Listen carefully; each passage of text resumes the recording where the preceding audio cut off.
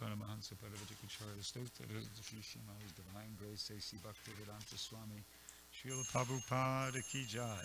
ISKCON BBD Founder Srila Prabhupada Ki Jai. Untitled Srimad Bhagavatam Ki Jai. Go Pamanandi Hari Hari Bo. All glories to the assembled devotees. All glories to the assembled devotees. All glories to the assembled devotees. All glories to Sri Sri Guru and Garango. Glories to Srila Prabhupada.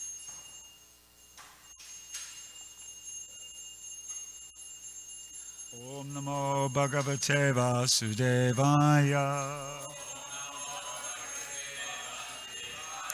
Om Namo Bhagavate Vasudevaya.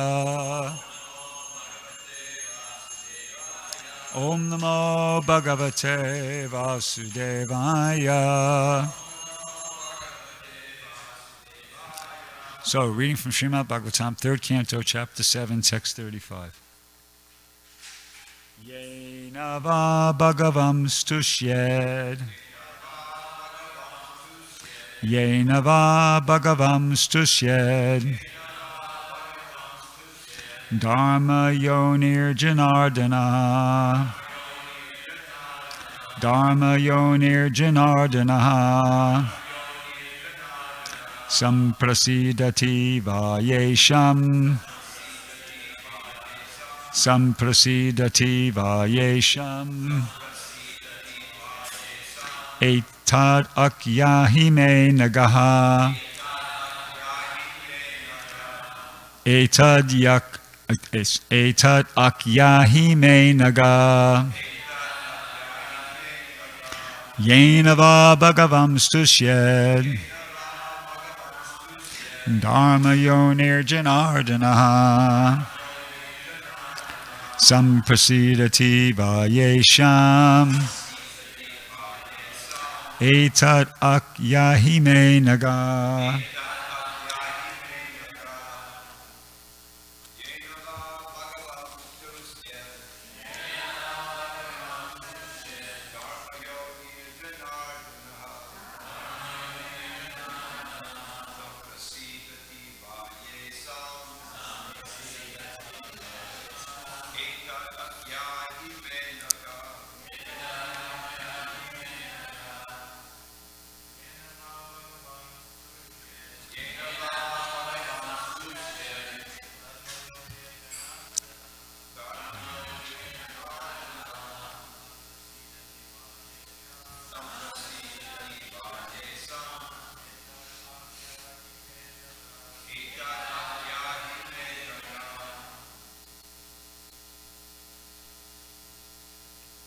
Vaishnavis.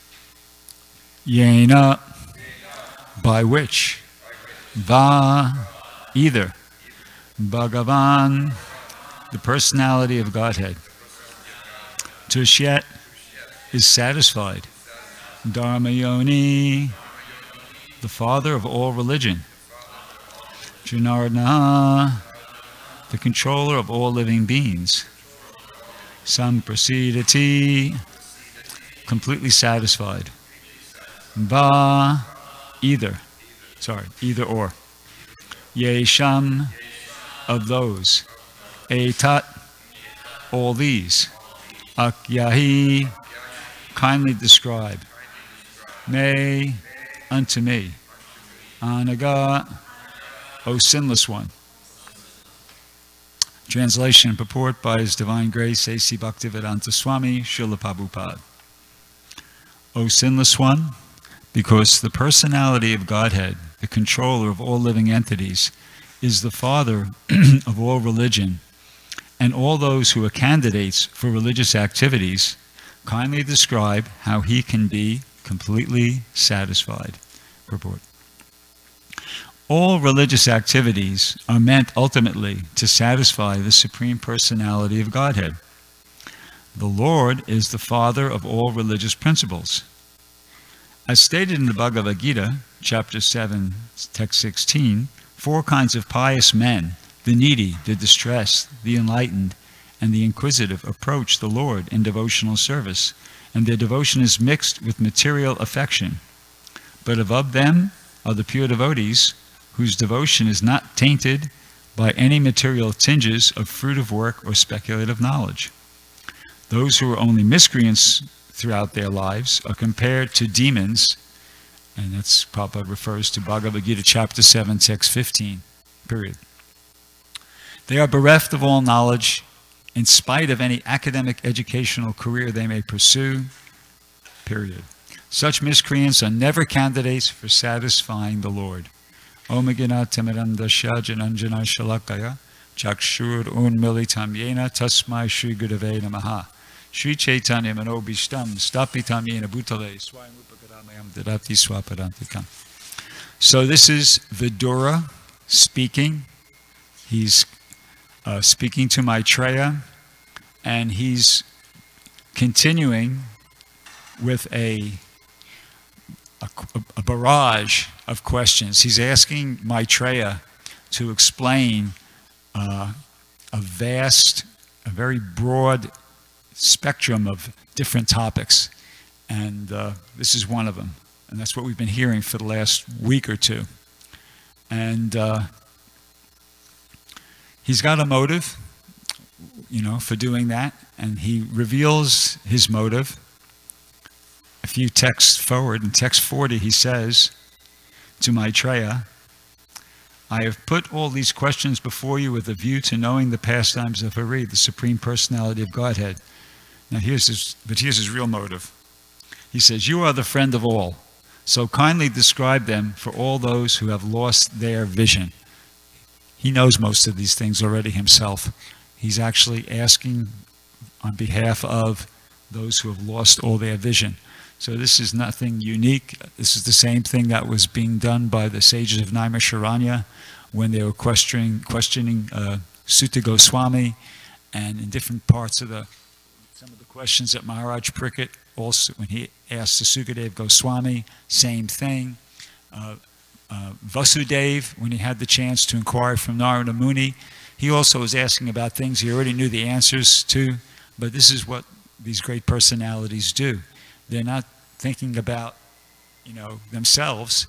They know the answers to these, and they're not just thinking, well, let's churn the nectar and, Tushanti Cha or Manti Cha, enjoy some transcendental bliss. No, they're thinking, how can I make this conversation I'm having with this great personality advantageous for the people in general? So that's what's going on here. And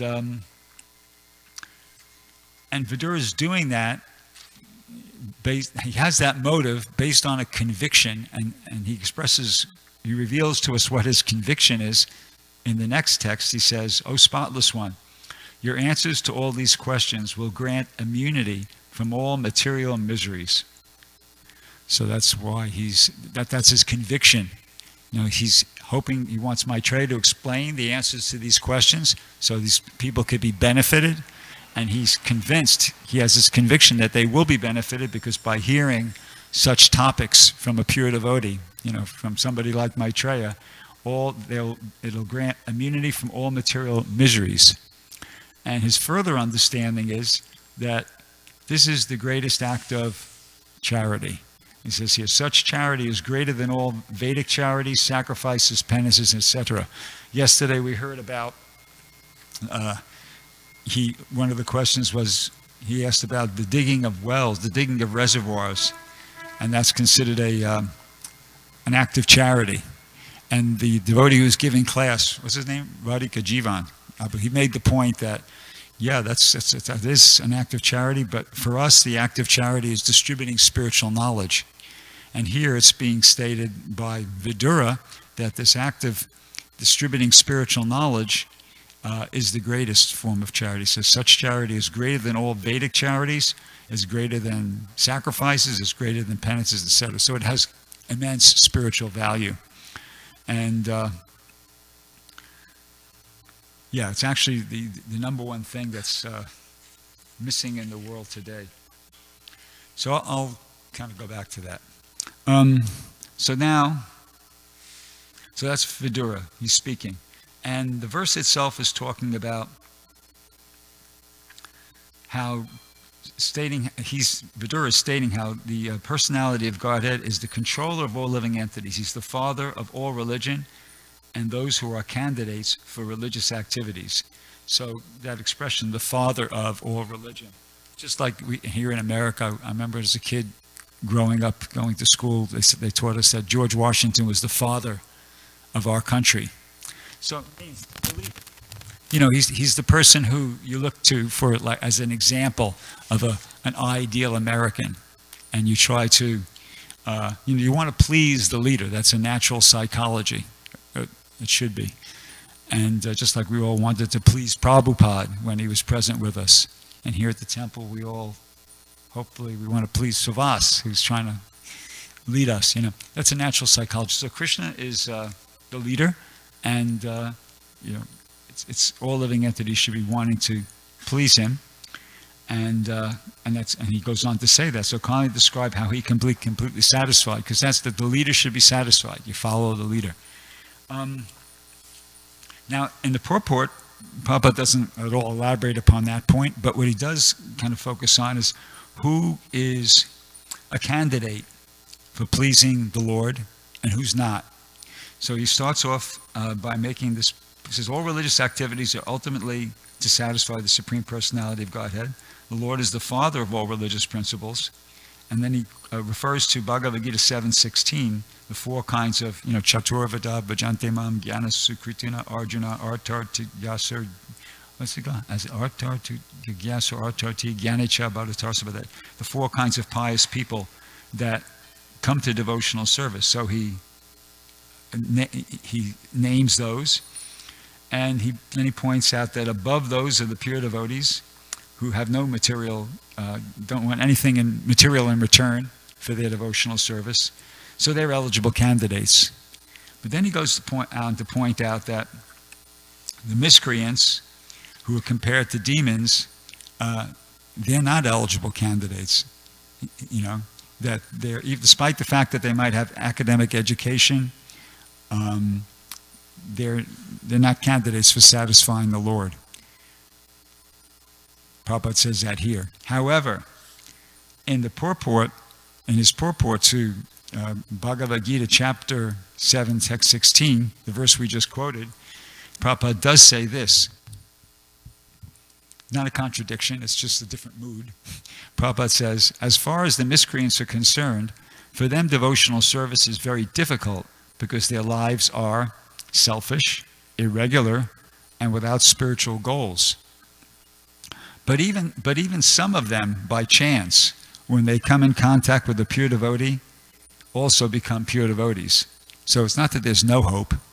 There's some hope, but they have to come in contact with a pure devotee, and they have to be fortunate enough to pay some attention, you know, take it up. And that's, of course, stated in elsewhere in the Bhagavad Gita, Mam hi partavaya pasvritya ye pisuya papayonaya studiya vaishas tata sudras te piyanti param gutem. Krishna himself says that though they be of lower birth, women, vaishyas, and sudras, if they fully take shelter of me, they can achieve me, they can come back to me. And also in the second canto of the Srimad Bhagavatam, famous verse, I think I probably almost quote this every class I give, but it's an important verse. Kirata hunanda pulinda pulkasha abirya sumba yavana kasaraya yenecha papa yada pashraya shraya sujanti tasmai prabhavishnave namaha. and I stumble there, and Archita helps me each time. Yeah, that even these, social outcasts, basically, those are races that are all considered outside the Varnashram. They're social outcasts. And Sukadeva Goswami names about a half a dozen of them there, and he says, and even more sinful than them, if they come in contact with a pure devotee by the power of Vishnu, because the pure devotee is empowered by Vishnu, they also can become elevated. So it's not like there's no hope even for the miscreants. Now here's something interesting, that so it's kind of making like three divisions here. There's the pure devotees, the Mahatmas, who are actually taking no material motive, anyabhilapsata sunyam jnana karmadi anavritam jnana kulyena krishnanushilanam. They have no material motive. They're engaging in devotional service with no desire for fruitive results or speculative, to progress in speculative knowledge or mystic power. Nothing, no. But below them are these four categories of people who are engaging in devotional service, but they want something material in return. But there's another category. Well, I can't say there's another division. I'm reluctant to say category, because Krishna does say in the 16th chapter of the Bhagavad Gita, Krishna says, in this world there are two kinds of created beings. One is called the divine and the other demoniac. So clearly there's two kinds of created beings. Krishna says so in the 16th chapter. So what I'm about to present is that this is a subdivision that we don't necessarily focus on very much, but they're there. So there's the pure devotees, there's the mixed devotees, akama devotees, sakama devotees, and then in chapter 9, text 15 of the Bhagavad Gita, Krishna talks about another group, which is not another group. I mean, none of the kind, but a subdivision in the group of devotees, the divine beings, and he refers to them. He says, "Jnana jajnena chapi anye, yajanto mamupashyate, ikatvena pratakvena bahudo vishvato mukam." Others who, this is after talking about the Mahatmas who are just totally focused on Krishna. He says, others who engage in the sacrifice, in sacrifice by the cultivation of knowledge, worship the Supreme Lord as one without a second, as diverse in many, and in the universal form. See? So these personalities, they're not worshiping the form of Krishna. They're not technically devotees, but Prabhupada does refer to them as transcendentalists. Prabhupada gave 2 lectures on this verse in 1966. And in one of them, he just spoke on that verse, Jnane Parayasamura Pashyanamanta Eva, that how you should give up speculation and just hear submissively from a self-realized soul. He didn't really address these divisions. But in the other one, he talked about how these personalities who engage in exactly that, worship the Lord as one without a second, diverse in many, in the universal form, they're transcendentalists. He refers to them as transcendentalists, but less advanced. So there's a lot of people in that category. They don't worship the personal form of Krishna. So I went through that lecture that I'm referring to, and I made some notes from it, and so I'll read you a few. Prabhupada says, and there are others, worshippers, they cannot conceive of the Supreme Personality of Godhead directly on account of being less advanced. Therefore, they have been described here as anye, others. He said, these are different methods of appreciating God, but they're also accepted because they have taken into the line. They're all transcendentalists, right? They're on the line, but here in the Bhagavad Gita, those who are directly worshiping the Supreme Lord, they have been described as Mahatma, and those who are worshiping in other processes, they have been described as anye, means others. So they have not been given so much importance, although they have been accepted, because they have come to the line. Suppose you are accepting the universal form of God. That is a fact also, because the universe, the manifestation of the universe, is also the manifestation of the energy of God. And the energy of God and God is not different. So therefore, one who takes the manifestation of the energy of God as God, he's not mistaken. That is also true. But of course, there is nothing beyond God. And he goes on to say, but they have to proceed. They have to make progress. Many, many births, Prabhupada says. you have taken the line, that's all right, but it will take some time. Not in one life you'll come to the point. So he says, but we should not be satisfied simply by the methods. We should try to go further. Yeah, and then now here gives the explanation why Krishna acknowledges them in the Bhagavad Gita. He says, just like a little boy, he's promised by his father. He is in the 8th class. His father says, my dear boy, if you can pass this 8th class, then I can make you a magistrate. I shall make you a magistrate. Boy is very enthusiastic. I shall become magistrate. So Prabhupada says, you see? So Prabhupada says, so similarly, these are some encouragement. So Krishna is encouraging that anye, that group of others. So obviously, we should do the same. You know, there's a lot of people in that category, they're not quite at the point. You know, but and Kali Yuga and you know, contemporary human society, we probably couldn't even refer to them as transcendentalists, but they have some sentiment. I'll kind of give you an example of what I mean. Say people, for instance, who are really environmentalists because they really feel that, you know, nature is something special, and you know, they shouldn't pollute the oceans and they shouldn't cut down all the rainforests, and that's a good sentiment. You know, they're not, I mean, I don't think you could call them transcendentalists, but that's a good sentiment. So that sentiment could be cultivated. Just like, you know, one lecture, I can't remember where Prabhupada said, you have to fan the spark. That's a spark, you know. We have to fan that spark and help those people become, at least, you know, help them go from where they're at to become devotees. And that can be done by expert preaching. And that's, you know, that's something we have to try to develop. Like Archita would, I've heard him in many discussions about Varnashrama. He always makes this point about devotees aren't farmers. You know, devotees aren't farmers, but there's people out there who are farmers. So let's go preach to the farmers and make them devotees. Rather than try to turn devotees into farmers, let's turn the farmers into devotees. So you got the environmentalists out there, rather than, you know, just, okay, they're already appreciating that there's some kind of Krishna consciousness there. They have some sort of sentiment that nature is sacred. I remember I went with, about 3 or 4 years ago, Ananda Kirtan and I went to Muir Woods to distribute books there. We had a legal spot there. And so, you know, we were there for 3 or 4 days. So we both took a break at different times, and we actually went into and we could see that these people, for them, that was a sanctuary. They weren't just taking a walk, you know, they weren't just walking and blabbing, you know, eating popcorn as they're going. No, they were like in there. That was a sacred experience for them. It was a sanctuary. They had that feeling. See? So that's not exactly Krishna consciousness, you know, but it's a step in the right direction. If they were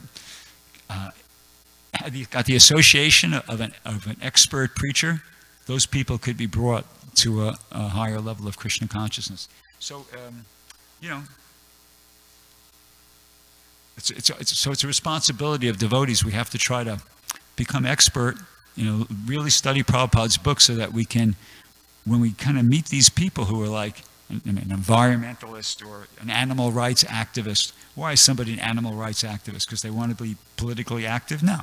They have some feeling. They have some feeling like, no, you leave these poor animals alone. They have a right to live too. You see? So there's some kind of like good feeling there. And with the right kind of association, expert preaching, they could be brought to a higher level like that. So that's a point. So ultimately, from this we can understand that everybody's a candidate. You know, there's so many candidates. I mean, the pure devotees are already there, but the people who are worshiping Krishna with some material motive, you know, they're certainly candidates for further. The people who are in this category I was just describing, they could be, if they're, you know, related to properly, they could be brought to a higher level of Krishna consciousness. And Prabhupada said that even the miscreants, if they get the association of a pure devotee, they can also take to devotional service. So we have to focus on that. And there's like, so as members of the Krishna consciousness movement, you know, we've inherited a mission. Just like if you're part of a family, There's certain benefits to being part of the family. You know, you get to go to whenever there's some holiday, all the relatives get together and they have a great dinner or whatever. And, you know, there's some benefits, but there's also responsibilities that go along with being part of a family. So we're part of this family here, you know, Brahma, Madhva, Gaudiya, Sampradaya, ISKCON, and there's certainly benefits being part of the family, you know, so many different feasts and nice temple to come to, etc. But there's responsibility. There's responsibility that goes along with being part of a family, and that responsibility is to the mission. We've inherited a mission. It started off way back. We're hearing about it here. We're hearing about it in today's verse. Vidura, he's thinking in terms of a mission, how to elevate the conditioned souls. And it's coming down to the six, you know, Lord Chaitanya's 6 Goswamis, Nana Shastra Vachadanaikanipanno Saddharma Samstapako, Lokanam Hitakarino Tribhuvane Manyo Sadanyakaro. How's it go? Radha Krishna Padaravinda Bhajanan Nandena Mataliko Bande Rupa Sanatana Ruguyago Shijiva Gopalago. We used to recite that verse every evening before we read Nectar Devotion, which was what we read before Bhagavad Gita class. And the translation is that the 6 Goswamis, they were scrutinizingly studying all the revealed scriptures. Why? Not just because they, you know, they enjoy reading. No. With the aim of establishing eternal religious principles. Well, why would they want to do that? For the benefit of all human beings. That's why we're doing it. They were scrutinizingly studying all the revealed scriptures with the aim of establishing eternal religious principles for the benefit of all human beings. And then it goes on to say, thus they are honored all over the 3 worlds, and they were taking transcendental loving service of God and Krishna. So in other words, that's the mission. It's described right there. And we have to try to do that as well. We have to try to do that as well.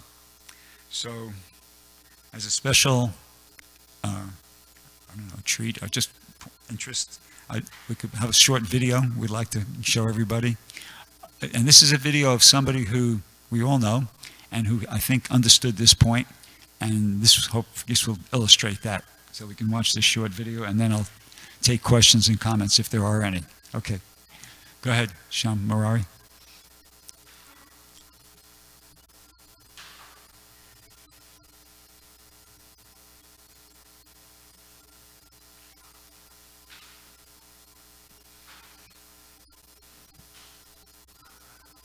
Huh?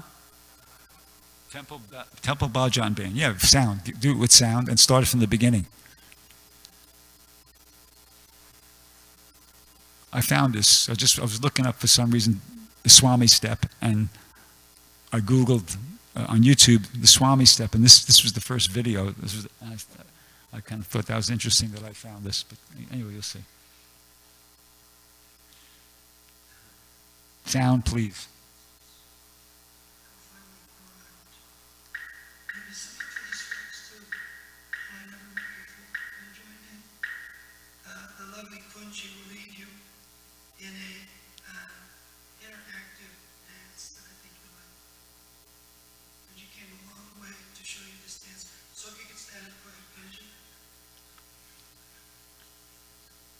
Stand up and come up close to me.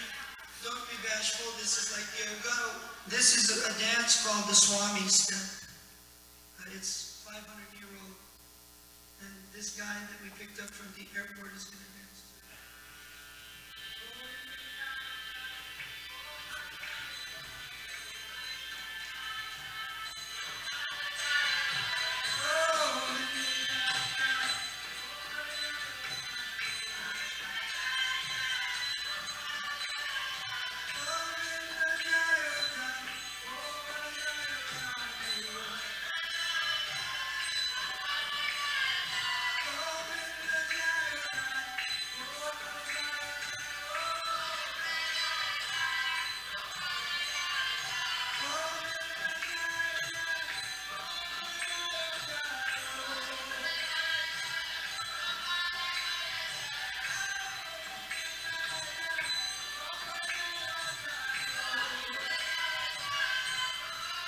Okay.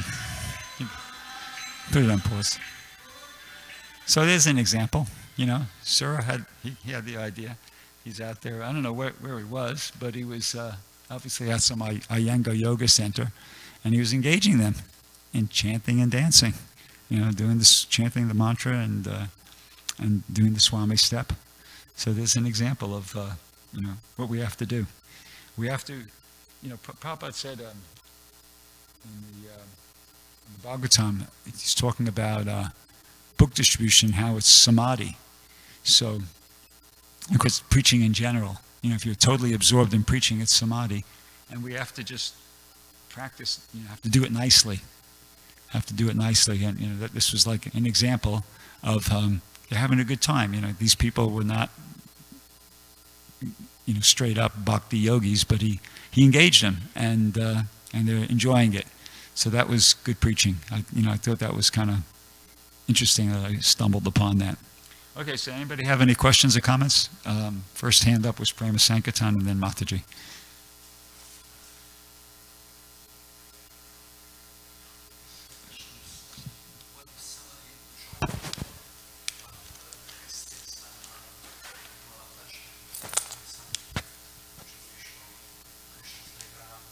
Personal background, he wants to join. Somebody joined the temple but still have some attachment to impersonal understanding or to Jesus, has Christian background. So what you will advise him, how he can progress? Just keep, the question was, say somebody joins the temple but they still have some attachment to some impersonal kind of philosophy. So like you mentioned, Christianity maybe. Christianity, Judaism. Yeah, no problem. Just do the process. You're here, the person joined, so you must like something about being here too, otherwise why would you be here? So just keep chanting, taking prasadam, dancing, chant, dance, take prasadam, and gradually those you develop more of an attachment for the personal form of Krishna, the personalist philosophy, and that'll kind of fade off into the background. I'm from an impersonal background. I still have attachment like that, but I just tolerate it basically. I just go, okay, well, what can you do? I'm going to keep chanting. I'm going to keep taking prasadam, keep going out on Sankirtan, keep engaging in the process, and gradually that kind of everything will be put in the proper perspective. That would be my understanding. Anybody want to add something to that, or is that a good enough answer? Okay, and Mataji. Hare Krishna, thank you for the class. I liked your point, and I was thinking we could go even a step further and say that Srila Prabhupada was actually teaching us Transcendental Environmentalism, because he's teaching us to see Krishna in everywhere and in everything. And if one is actually aware of the presence of Krishna in everywhere and in everything, how can one trash the environment or harm others? And so I think it's I think the environmental people could really be a good ally with us, but we would need to step up our game a little bit, because we don't really actually practice too much Transcendental Environmentalism beyond speaking about it in practical things, which environmentalism is a very practical application. We don't really see that. So that was just my point before. I 100% agree with you that, those people, as I said, they're doing it, their motive is they feel something sacred in nature and in the other living creatures like that. And you say, we don't do much other than talk about it, and that's true perhaps, but talking about it is significant, and there's a limit to what we can do. We're actually like a small group of people. I'm not really talking about doing something in the greater environment. Right. When I say that, I'm talking about within our own environment, like within the temple. Oh, okay. Like if you look after the festival at the trash area, you'll see what I mean. We don't separate out our green from our plastic and our cardboard. We don't do any of that. We stick everything in the trash and we're just like, we don't care. Krishna's God, but everything's okay. But that should all be like, segregated so that it can be environmentally dealt with. You know what I mean? Okay. Yeah, that's a good point. Tospu. Microphone for Suhas.